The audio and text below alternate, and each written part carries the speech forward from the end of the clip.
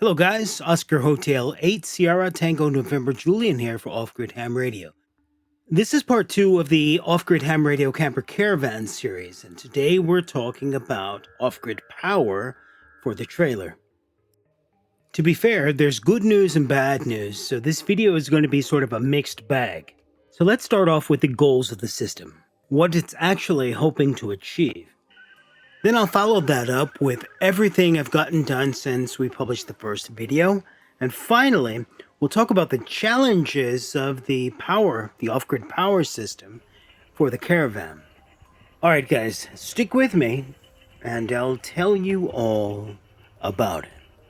Let's go. You are listening to the Emergency Broadcast Systems. This station broadcasts emergency news and official information on the air for assigned area.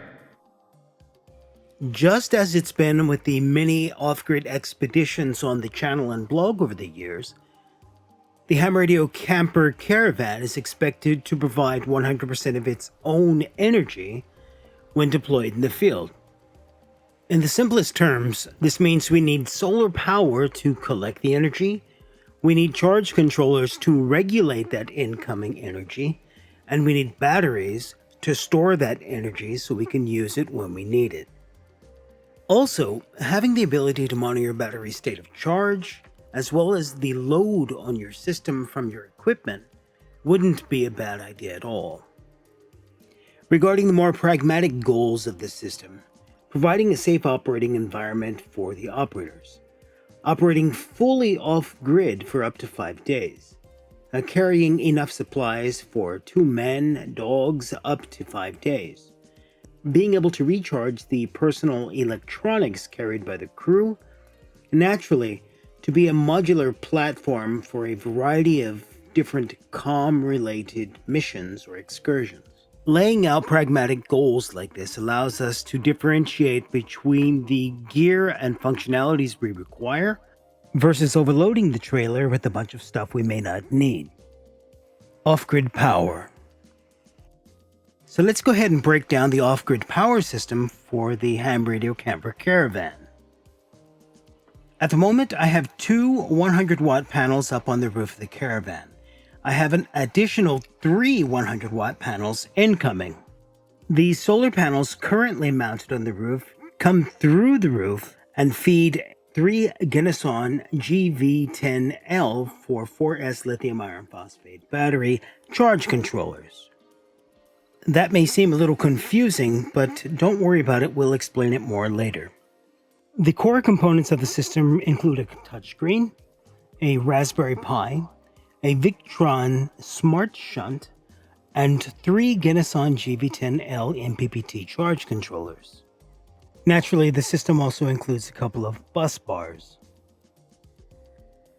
One of my requirements was being able to monitor the state of charge of the battery, as well as the incoming solar energy. To do this, I would require a shunt as one of the components in my system. A shunt allows us to see the load on the system. It allows us to see the incoming current or voltage from our solar panels and the load or the current being used by the system. Now, I could have achieved this functionality by using the Victron 7515 MPPT charge controller you've seen on the channel before, but we all know about the noise problem generated on HF from those charge controllers. Since I've had very good luck with integrating shunts into the solar generators we built on the channel previously, I thought to go ahead and try the Victron Smart Shunt for this project. The Victron Smart Shunt is a 500 amp Bluetooth measuring device measuring current and voltage incoming and outgoing from your battery. It can be used with a mobile app on an Android or iOS device. It can also be integrated with a Victron Servo or the DIY version, the VenusOS with a Raspberry Pi. I decided to install VenusOS on a Raspberry Pi with a touchscreen, but I'm still able to access the statistics of my DC system from my smartphone or from my web browser. The touchscreen used for this project is an Elecrow 7-inch HDMI touchscreen monitor. This 7-inch capacitive touchscreen has 1024 by 600 resolution. For interfacing and power, it's got USB-C and micro HDMI ports. It can accommodate any of the modern Raspberry Pis, for example the Raspberry Pi 4, Raspberry Pi 5, or the Raspberry Pi Zero. Now there's two features I didn't notice previously, and I wish I had because now I have to go back and do the work. The board has breakout connectors. There's one breakout connector for the USB port, and there's another to power the touchscreen. These breakout ports allow us to save space by bringing in the connections for power and USB from behind the display rather than the connecting ports on the side of the display. If you're replicating this project, I highly recommend this touchscreen display, and I'll leave a link for it in the description. Now, one of the topics which really gets you guys engaged with the videos is seeing the parallel charge controllers deployed in the videos. Now, from the Caravan perspective, the reason we use parallel charge controllers is firstly, the Genason charge controllers are RF quiet. This is incredibly important for the weak signal operator. Another reason for using the multiple charge controllers is the Genason charge controllers max out at around 10 amps. So when you start using multiple solar panels and you start getting above 160 watts, you better take care to double up on those charge controllers, one for each string.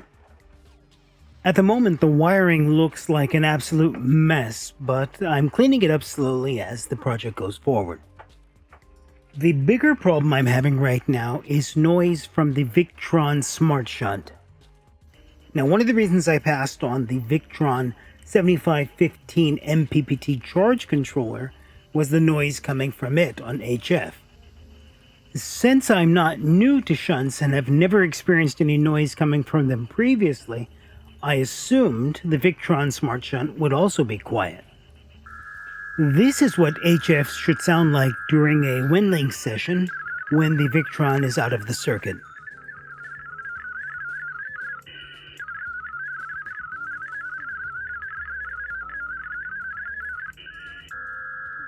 And this is what the Victron Smart Shunt sounded like on HF while doing a WinLink session on my ICOM IC705. But don't worry, I was able to come up with some fixes and tweaks for the system to clean up some of that noise.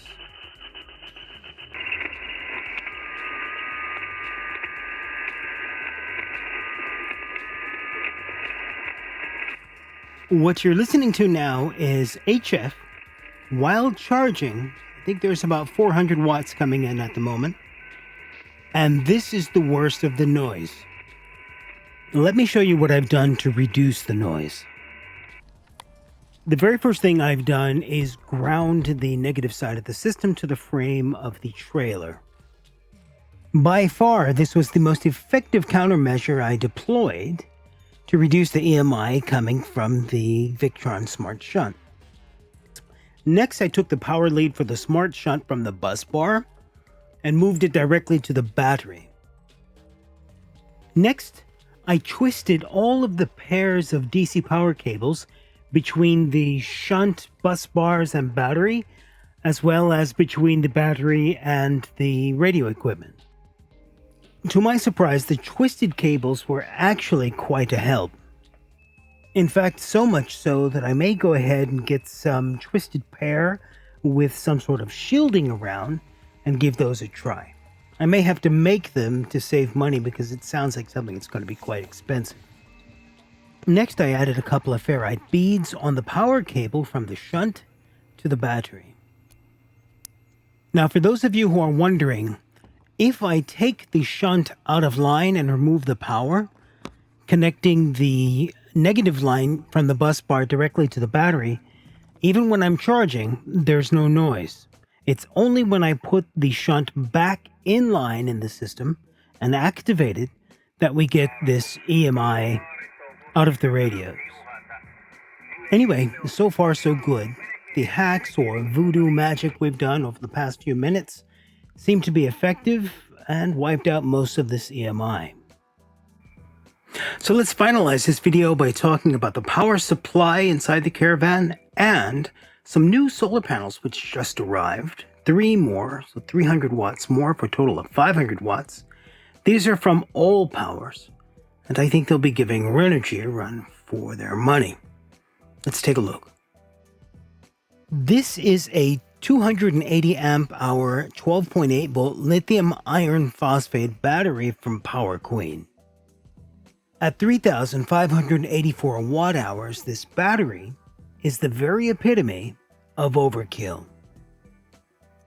With a built-in 200 amp BMS, you can sustain a 200 amp load with this lithium iron phosphate battery. It'll also give you 4,000 recharge cycles at 100% depth of discharge. Now, I chose this battery, at least this battery capacity, because of the mission of this camper caravan. At this latitude, there are times when you can spend days without any direct sunlight.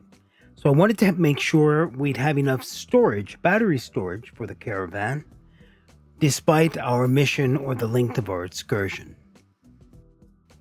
Now, a huge thanks to Power Queen for supporting this project and others on the channel and my blog. Keep in mind, Power Queen has a variety of different batteries, and you can find most of them from my blog.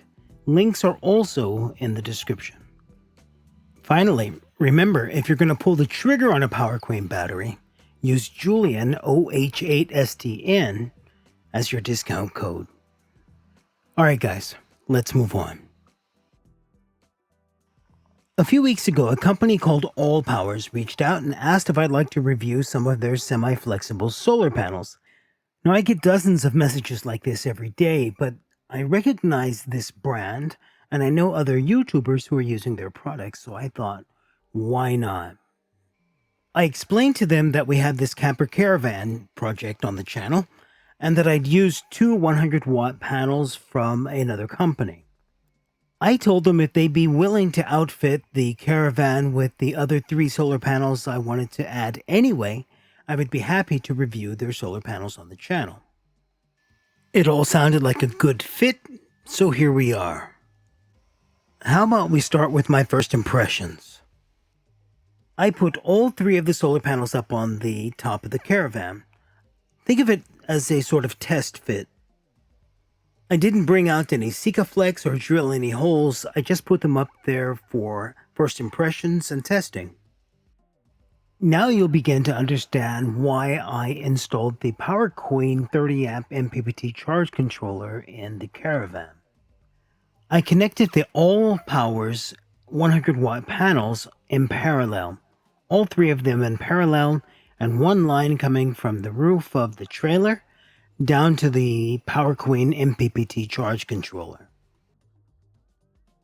Now again, it's impossible for me to say anything about how long these panels will last, but they sure do put out a heck of a lot of power. Anyway, I'm not sure how I'm going to orientate these solar panels on the camper caravan yet. If you have some opinions, please leave them in the comments. Serious opinions, please. For now, I'll send a huge thanks to AllPowers for reaching out and sending over these solar panels. I'm absolutely stoked having 500 watts of solar panels up on the caravan. The next job will be some cable management for the new solar panels and the old ones. We're going to drill 1 more hole for the new cables coming from the AllPowers solar panels down to the Power Queen charge controller. Finally, we're going to get a new tube of Sikaflex and get these panels stuck to the roof of the camper trailer. Anyway, a huge thanks to the YouTube members, the Patreon supporters, and AllPowers, and all the companies who help make these projects come true. So let's go ahead and finalize this video, and I'll tell you what's coming up next.